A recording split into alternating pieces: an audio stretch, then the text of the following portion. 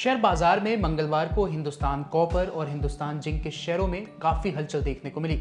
इसकी बड़ी वजह सरकार की ओर से हिंदुस्तान कॉपर में हिस्सेदारी बेचने का फैसला रहा। सरकार ने ओएफएस यानी ऑफर फॉर सेल के जरिए हिंदुस्तान कॉपर में 3% हिस्सेदारी बेचने का ऐलान किया है। साथ ही ज्यादा मांग आने पर 3% अतिरिक्त हिस्सेदारी बेचने का विकल्प भी रखा है। इसके बाद बाजार में चर्चा शुरू हो गई कि क्या सरकार हिंदुस्तान जिंक में भी ओएफएस ला सकती है। इस खबर के चलते हिंदुस्तान जिंक के शेयर में भी तेज उतार चढ़ाव देखने को मिला।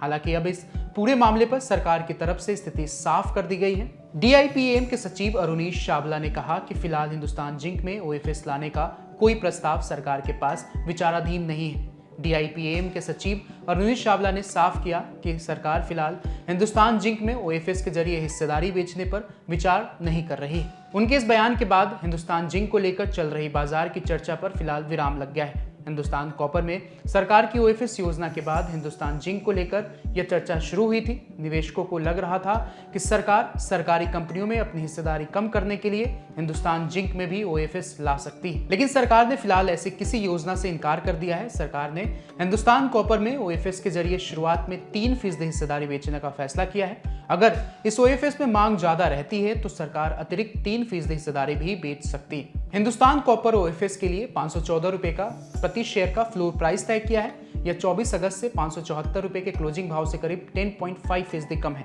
ओएफएस में रिटेल इन्वेस्टर्स के लिए कुल ऑफर का 10% हिस्सा रखा गया है। इसके अलावा एलिजिबल एम्प्लॉइज के लिए 25,000 शेयर रिजर्व किए गए हैं। सरकार की ओर से दी गई जानकारी के मुताबिक हिंदुस्तान कॉपर के बेस ओएफएस का करीब 25% हिस्सा पहले ही सब्सक्राइब हो चुका है। सरकार को उम्मीद है कि अतिरिक्त 3% हिस्सेदारी बेचने का विकल्प भी पूरा इस्तेमाल होगा। अगर अतिरिक्त 3% हिस्सेदारी के लिए पर्याप्त मांग आती है और ग्रीन शो ऑप्शन पूरी तरह इस्तेमाल होता है तो सरकार हिंदुस्तान कॉपर में कुल 6% तक हिस्सेदारी बेच सकती है। ओएफएस की खबर का असर हिंदुस्तान कॉपर के शेयर पर साफ दिखाई दिया। मंगलवार की शुरुआत में शेयर 7% से ज्यादा गिरकर करीब 530 रुपए के स्तर पर आ गया।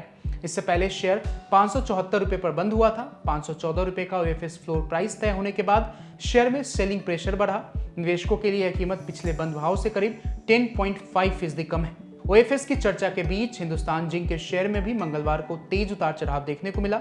शेयर 605 रुपए के पिछले बंद भाव से गिरकर करीब 586 रुपए तक पहुंच गया। हालांकि इसके बाद शेयर ने निचले स्तर से रिकवरी की और करीब 596 रुपए तक वापस आ गया। यानी हिंदुस्तान जिंक में भी बाजार की चर्चा के कारण वोलेटिलिटी देखने को मिली।